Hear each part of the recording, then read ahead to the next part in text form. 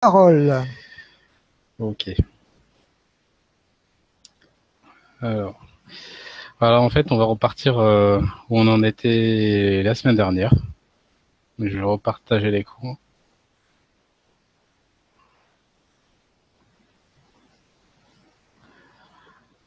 C'est bon pour vous? Vous voyez le tableau blanc? Oui, Ouais. très bien. Très bien. En fait, la semaine dernière, je suis passé rapidement sur donc ce qu'on appelait soit la source ou soit l'énergie principale, et j'expliquais qu'en fait, on était tous reliés en fait à cette énergie. En fait, ça c'était la vision globale, on va dire. Et là, je vais plus rentrer un peu plus dans les détails pour vous expliquer un peu plus euh, comment se fragmente l'âme ou se fragmente euh, la source pour pouvoir donner vie encore à d'autres âmes qui puissent vivre leur expérience dans la création. Alors,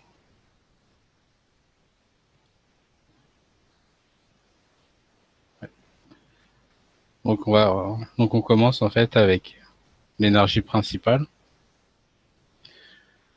Et donc c'est un peu comme on disait la semaine dernière, c'est donc il crée au moins au départ deux nouvelles entités qui eux aussi pouvoir commencer à créer et à expérimenter le euh, expérimenter la création. Voilà. Et en fait, à partir de là, oui, il y a encore d'autres choses qui découlent et on va dire que à partir de cette âme-là, on va dire que là, il y a l'homme, l'âme de l'humanité. En fait, si vous écoutez Monsieur Cash, en fait, de temps en temps, il dit l'âme de l'homme, parce que pour lui, si je, c'est ce que j'en comprends. Hein. En fait, pour lui, tous les êtres humains constituent une seule âme, et donc c'est l'âme de l'homme. Et son travail sur Terre, c'est justement d'élever l'âme de l'homme. C'est pas d'élever quelques personnes. Et donc, on va dire que là, on a l'âme de l'homme. Donc, on peut dire que là, on va avoir d'autres âmes qui vont s'incarner sur d'autres planètes sous d'autres formes autres. Hein, je sais pas, disons avec plusieurs pattes, je sais pas. Et donc, on arrive à la Terre. Et en fait, on a donc l'âme de l'homme qui, pareil, va se fragmenter pour pouvoir expérimenter la vie sur Terre. Et donc se matérialiser dans la matière. En fait, c'est un peu comme on disait, on est connecté. En fait, on est connecté, mais à travers, en fait. Mais c'est toujours pareil, on est toujours connecté à la source. Et donc, ce que l'âme de l'homme nous permet, en fait, c'est donc comme entre guillemets, de s'anticiper, non, de se émanciper et de pouvoir euh, expérimenter aussi la création. Mais en tout cas, là, c'est plus la création dans la matière, pas au niveau de l'âme. Et donc, ce que l'âme de l'homme en récupère, en fait, c'est que toutes les expériences et toutes les émotions que vous vivez sur Terre, elles sont retransmises à l'âme de l'homme. Et l'âme de l'homme lui retransmet toutes ces informations, et donc c'est les informations qui remontent en fait. Et donc du coup, la source, elle, elle permet, grâce à sa fragmentation, d'expérimenter beaucoup plus de choses que si elle devait le faire elle-même. Je sais pas si jusque-là vous me suivez. Ouais. Donc, donc, ce qui est intéressant après par la suite, c'est que donc en fait on est indépendant on a indépendant de l'âme de l'homme. Et pour reprendre par exemple un humain sur notre planète. Donc, si on arrive à élever notre âme et à continuer à expérimenter et à comprendre pourquoi on est là, en fait, on va continuer à monter au niveau de l'élévation de l'âme. Et quand on aura fini notre mission d'incarnation sur Terre, ou vivre notre expérience qu'on est venu vivre sur Terre, en fait, on va pouvoir passer à autre chose. Alors, dans les autres choses, il y a comme une hiérarchie. En fait, on peut pas sauter certaines étapes. Donc, on va dire que après avoir expérimenté cette vie, je vous donne un exemple, mais je pense qu'il y a d'autres étapes quand même avant. C'est que après, on pourrait s'incarner en planète. Donc passer de là à là. Et donc vivre encore une autre vie qui cette fois-ci sera plus longue, avec beaucoup plus de responsabilités parce que il faut quand même gérer la planète et l'écosystème et l'équilibre. Et donc pareil, la métocentre. Et disons qu'après cette vie de planète, quand la planète ascensionne et que l'âme termine sa mission, en fait, on peut encore passer à autre chose. Et en fait, le but de tout ça, c'est de pouvoir à la fin créer son propre système. Alors, on va parler du système solaire vu que c'est le système dans lequel on vit, qu'on connaît. Donc vous avez toutes vos planètes qui gravitent autour du Soleil. Et donc pour moi, le Soleil, c'est le créateur de ce système. C'est lui qui gère et qui encadre les planètes.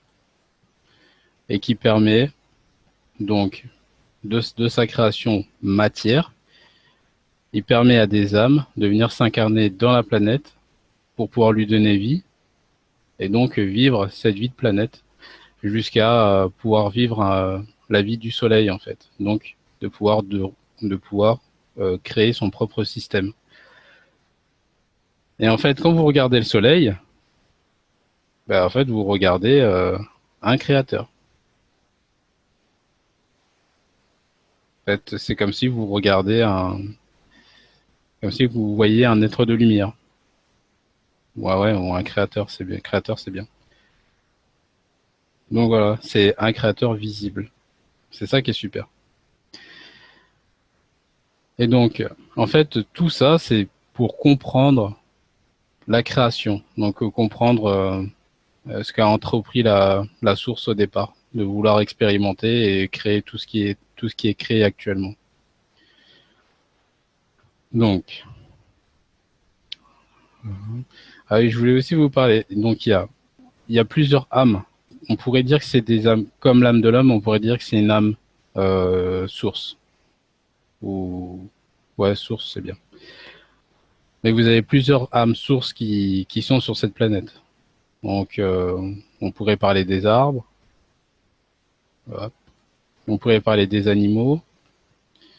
On pourrait parler de toutes les formes de vie en fait qui existent sur cette planète. Ils sont tous pareil, tous reliés à l'âme source, à leur âme source.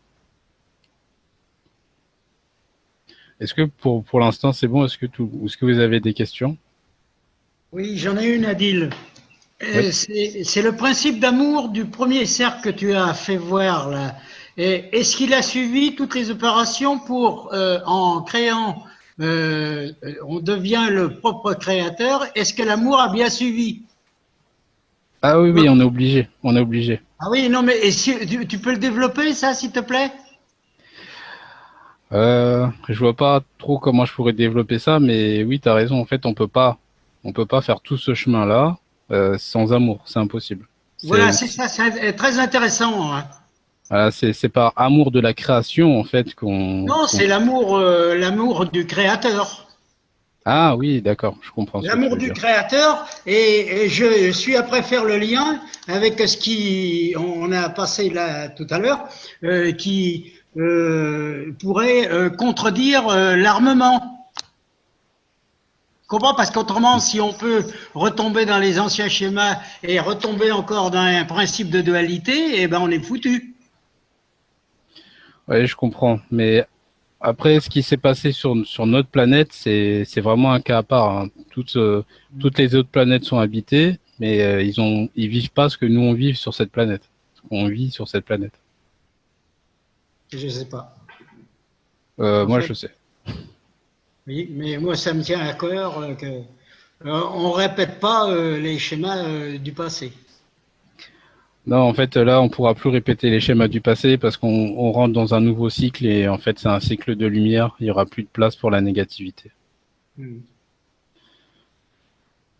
Bon, ben, merci, Adil. Avec plaisir. Et donc, ça. Est-ce que pour l'instant, vous avez d'autres questions par rapport à ça?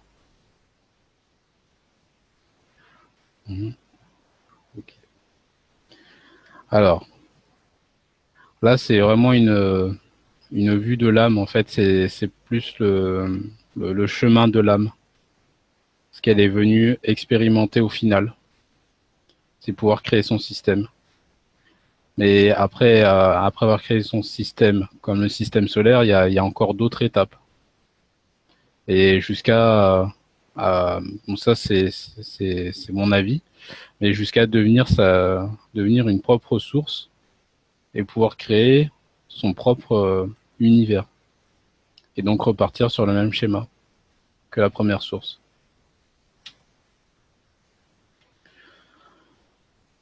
Donc, ah oui, il y a aussi un truc, là c'est plus, là on va redescendre un peu sur Terre, c'est plus par rapport aux couches, comme je vous ai expliqué au départ. Il y en a une qui est par exemple liée à la viande, et en fait, on sait que, comment dire, on sait qu'il faut arrêter de consommer de la viande. Mais si vous regardez autour de la planète, il n'y a jamais eu autant de fermes ou d'abattage actuellement. En fait, ce qu'il faut comprendre, c'est que l'âme a le choix.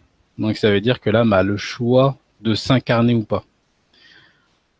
Ça veut dire que euh, quand il y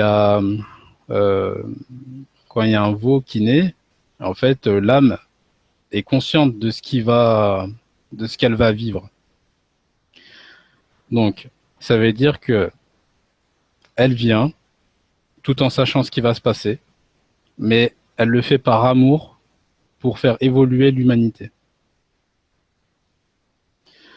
Sinon, si ça se passerait pas comme ça, en fait, il y aurait plus d'élevage depuis très longtemps, parce que l'âme aurait décidé d'arrêter de s'incarner sur Terre. C'est aussi simple que ça. Et c'est pareil pour les autres animaux que l'humain consomme. Euh, En fait, je vous dis ça, c'est plus d'un côté pour vous décharger de la culpabilité, parce qu'en fait, il n'y a pas de culpabilité à avoir. C'est seulement une compréhension qui vous permet de continuer à avancer sur votre chemin. Et donc, si vous arrivez à arrêter la viande, donc ça veut dire que vous allez enlever une couche et donc passer aux fruits et légumes et aux graines. Et après ça, ça va être exactement la même chose en fait. Vous allez comprendre que, pareil, les arbres ou les fruits s'incarnent pour nous aider aussi à avancer.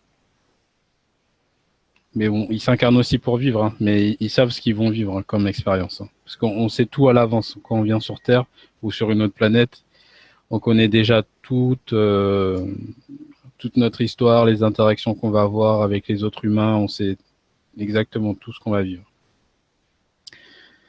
Et donc, quand vous aurez passé à autre chose que les fruits et légumes, et vous pourrez vous nourrir d'énergie, donc là, vous passerez encore à autre chose. Mais ce qui est bien avec la technologie du plasma, c'est qu'on peut passer directement à l'énergie sans passer par toutes ces étapes. Mais c'est quand même intéressant euh,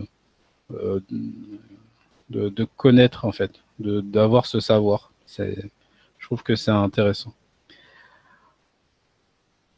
Alors, je vais vous dire aussi un truc. Alors, quand une âme, euh, donc une âme de l'homme veut s'incarner sur Terre, donc on sait qu'il nous faut un homme, une femme. Hop, hop. Et donc en fait, quand vous êtes deux et que vous êtes prêts à avoir un enfant, donc c'est pareil, hein, c'est une pensée qui va dans l'univers en fait. Et il y a une âme qui répond à cette réponse. Et c'est une âme qui va rester ici en attente en fait, avec la femme, qui va rester en attente jusqu'au jour où elle va pouvoir s'incarner. Donc ça veut dire que les parents, ils vont apporter donc le matériel, donc la biologie.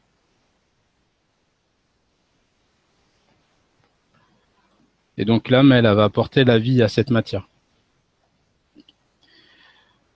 Et donc l'âme, elle a le choix en fait entre les codes ADN donc qui correspondent au père. Donc on va dire que toute la lignée, hop là, toute la lignée du père, euh, c'est des bonhommes.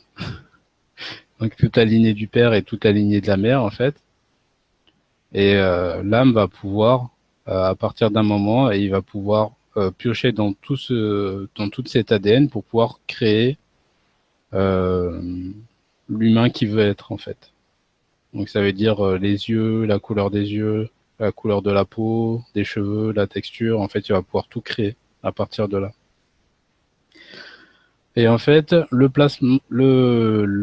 l'âme, pour que l'âme puisse s'intégrer au corps, en fait, il va falloir que l'âme ralentisse sa, sa vitesse ou sa fréquence pour pouvoir s'intégrer et pouvoir commencer à vivre en fait.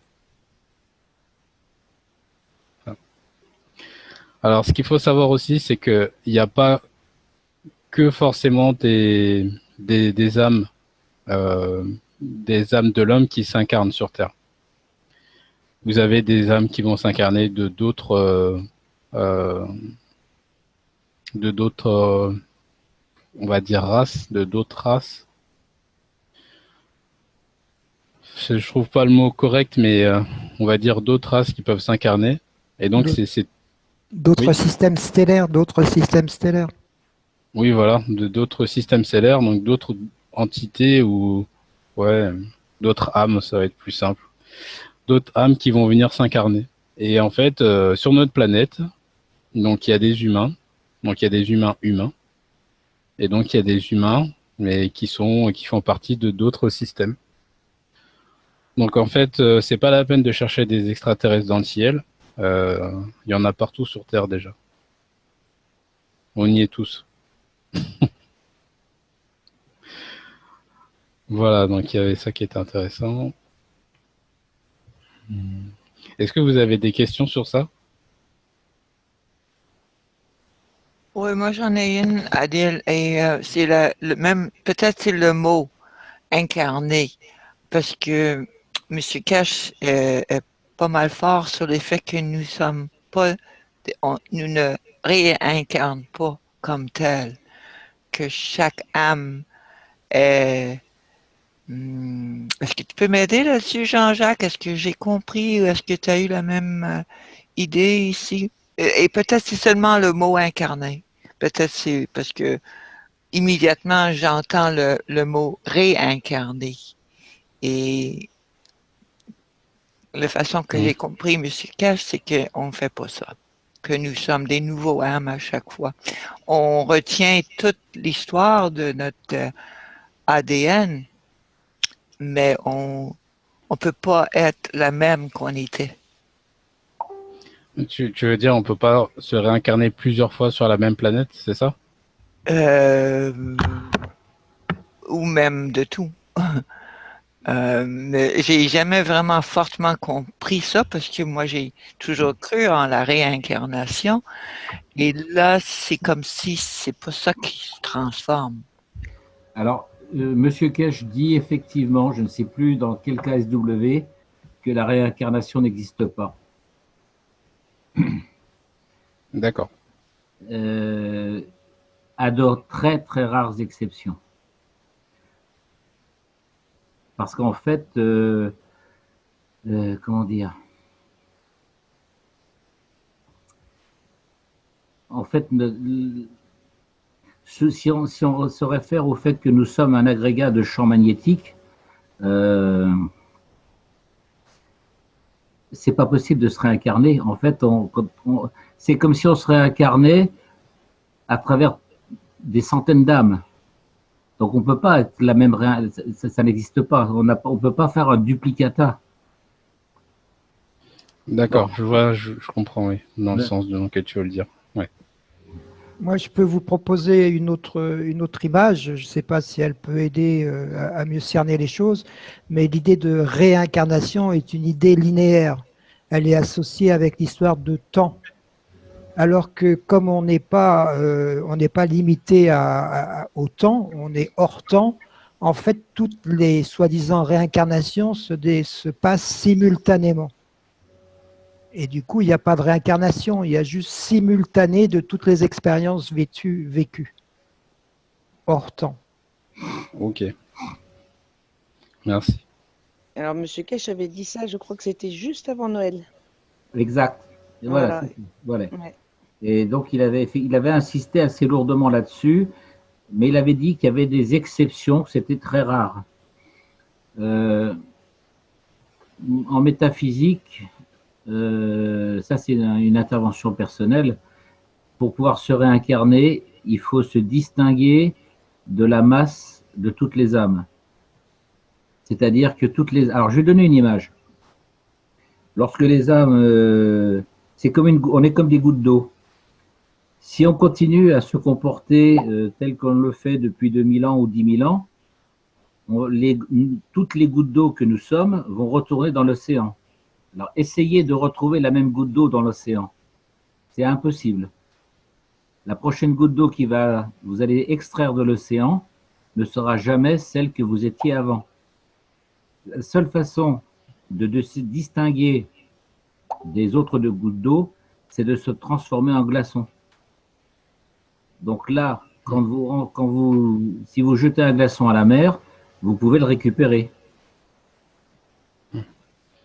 Ouais, je comprends. Donc on dit pas incarnation, mais on va plutôt dire vivre une vie, ça va être plus simple. Voilà, c'est ça. Oh, ouais, c'est ça. Je voulais seulement avoir les interventions des autres pour aider à tout le monde à bien comprendre ça. Et merci beaucoup à tout le monde et merci à Adil. Avec plaisir. Excuse-moi, je vais essayer Oui. de faire par rapport au cours qu'on vient de faire. On a vu que un premier réacteur avec un deuxième réacteur va créer un champ résultant. Oui. Donc toutes les âmes incarnées, en fait, vont créer d'autres âmes résultantes. Ce sont des champs, des âmes. Et donc c'est une sorte de nouvelle âme résultante. Oui, je comprends ce que tu veux dire. Mais je sais pas si dans la matière telle qu'on la vit actuellement, je sais pas si ça marche comme ça. Je pense que dans les plans supérieurs, oui, mais là, je sais pas. Alors, je voulais vous parler encore d'une dernière chose. En fait, j'ai regardé une vidéo, je sais plus c'est laquelle de Monsieur Kesh. En fait, il expliquait un test qu'il faisait en laboratoire. Donc ça, c'était la pièce du laboratoire. Et donc, il mettait trois gants, mais c'est toujours le même gants, mais avec des gradients différents. Et donc, avec un appareil de mesure, ils ont pu voir qu'au bout d'un certain temps, en fait, les trois champs, ils trouvaient un équilibre. Et donc, quand on rentrait dans cette pièce, en fait, on créait un déséquilibre dans les champs et il fallait que les champs se remettent en équilibre par rapport à la personne qui vient d'entrer dans la pièce. Il faut que chaque champ retrouve sa place, on va dire. Et moi, j'avais fait un test un peu similaire et j'avais pris deux gants différents. Hop. J'avais fait un CO2 et un CuO. Et j'ai pris un multimètre.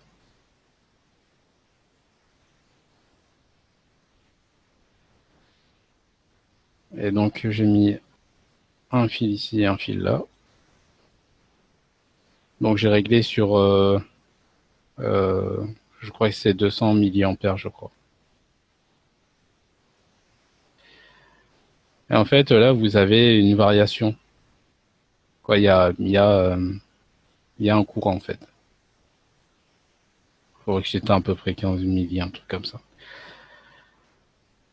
Et en fait, là, ça se stabilise, en fait. Ici, là, ça reste stable. Et quand on s'éloigne des deux bocaux, ça crée une différence, ici. Et quand on se rapproche, quand on rentre dans le champ, en fait, des deux champs qui se sont stabilisés, en fait, des deux ganses, quand on rentre dans ce champ, pareil, on crée un déséquilibre et il faut que les champs se remettent en place par rapport à nous qui sommes rentrés dans le champ. Et donc là, on peut le voir sur le multimètre, ça va passer à 20 ou 25 milliampères et volts. Et après, ça va retrouver une stabilité, en fait. Vous allez voir, ça va varier vachement. En fait, cette expérience a été très très intéressante parce que ça permet de comprendre que dans toute la création, tout est à l'équilibre. Donc ça veut dire que sur notre planète, donc il y a toute la création, voilà, puis il y a notre planète. Et en fait, notre planète actuellement crée un déséquilibre avec la création. Dû à ce qu'on vit sur Terre et tout ce qu'on dégage, les émotions, les intentions, les pensées négatives, en fait, tout ce qu'on sort de la planète, en fait, ça crée des perturbations. Et voilà, et en fait, c'est pour ça que justement, il y a tout ce qui se passe actuellement sur cette planète, parce qu'il faut rétablir l'équilibre. Donc c'est pour ça que, quoi, en tout cas c'est mon avis, hein, mais c'est pour ça que M. Cash est là, pour justement rétablir l'équilibre. Donc justement instaurer la paix mondiale, pour avoir un équilibre sur toute la création. Donc ce qui était intéressant de savoir, c'est qu'en fait qu'une seule personne peut créer un déséquilibre ou créer, on va dire, peut créer quelque chose de bien comme créer quelque chose de mauvais. Et là, je vous parle de tout ça parce que le 21 août, lundi 21 août, à 20h11, il y a une méditation qu'on met en place avec tous les étudiants de la fondation et puis tous les gens qui veulent participer. On a fait passer le message à peu près tout le monde. Et donc, je ne sais pas si vous vous rappelez, à un moment, M. Kesh, il expliquait que une seule personne pouvait tout changer. Et en fait, je pense avoir compris comment. En fait, M. Kesh a dit il n'y a pas très longtemps qu'il y avait assez de magraves sur la planète pour changer tout à n'importe quel moment. Qui pouvait tout changer. En fait, ce que j'en ai compris, c'est que maintenant, il y a assez de magraves sur Terre pour, entre guillemets, pouvoir créer une alternative à l'humanité. Ça veut dire que si l'humanité elle n'est pas encore prête à passer à autre chose, bah avec les magraves, on va pouvoir passer à autre chose. Est-ce que vous me comprenez pour l'instant? Parfaitement. Ouais. Ok. Et donc, si vous imaginez vous méditer, alors, et avant de commencer à méditer, de visualiser que vous êtes connecté à tous les magraves qu'il y a sur la planète. Donc il doit en avoir des millions sur cette planète maintenant, des magraves. Donc là, vous vous rendez compte de la puissance de votre méditation. Et donc là, dès que vous êtes connecté avec tous les magraves, bah, il suffit d'envoyer justement cette pensée de paix, en fait, de paix à travers la planète. Que la paix s'installe et qu'il n'y ait plus de guerre, que l'amour règne, par exemple, sur cette planète. Et si on arrive à faire ça, eh ben on arrivera à accélérer le processus qui est déjà en cours et qui est enclenché par Monsieur Kesh. Ça veut dire que si nous tous, on décide, donc le 21, en fait le 21, lundi 21 août, il y a une éclipse de lune qui va traverser les États-Unis. Et en fait, c'est une énergie très très puissante et qui va nous permettre de pouvoir changer les choses. Donc ça se fera pas du jour au lendemain, hein. C'est toujours pareil, hein. Dans l'énergie, ça va très vite, c'est instantané, mais dans la matière, faut que ça prend un peu de temps parce qu'il faut que le plasma ralentisse. Mais ce qui est sûr, c'est que ça va fonctionner. Donc, je sais pas si vous avez vu sur Facebook, je pense que ça a commencé à être diffusé maintenant. Normalement, on devrait ouvrir une salle Zoom. Donc là, normalement, c'est cette salle Zoom là qu'on devrait ouvrir pour faire une méditation collective et donc pouvoir justement faire cette visualisation, se connecter et pouvoir commencer à changer les choses. Donc ce qui est intéressant là, c'est que là, bah, on devient responsable en fait. Et on devient aussi acteur du changement, réellement. Voilà. Est-ce que vous avez des questions sur ça? Ok. Alors, je vous rappelle que c'est le lundi 21 à 20h11 normalement. Je pense qu'on va commencer le Zoom à 20h. Après, il faudra voir avec Frédéric. En fait, on est en train d'organiser ça et on verra ça avec Frédéric pour plus de précision. Oui, le Zoom démarrera à 20 heures pour que les gens aient le temps de rejoindre la salle et pour que chacun se mette en condition avant les 20h11. En fait, on va s'y prendre Voilà. un petit poil avant, du coup, alors parce que il y a l'intervention, il y aura l'intervention de notre ami Pierre-Yves, donc on va ouvrir un petit peu avant, alors du coup, parce que il y aura une préparation. Je ne sais pas si Pierre-Yves peut parler, mais il y aura une préparation. Donc si ça se fait, bon, il faut laisser le temps, ce sera à peu près quoi. Mais 20h11, si vous connectez à 20h11, vous n'aurez pas la préparation entre 20h et 20h11. Donc c'est dommage, hein. Enfin, enfin, que vous suiviez le Zoom ou pas, en tout cas, si vous le faites ou que vous soyez, c'est super quoi. Bon, si vous venez, c'est encore mieux, hein, on est d'accord. Donc voilà, pour moi c'est fini.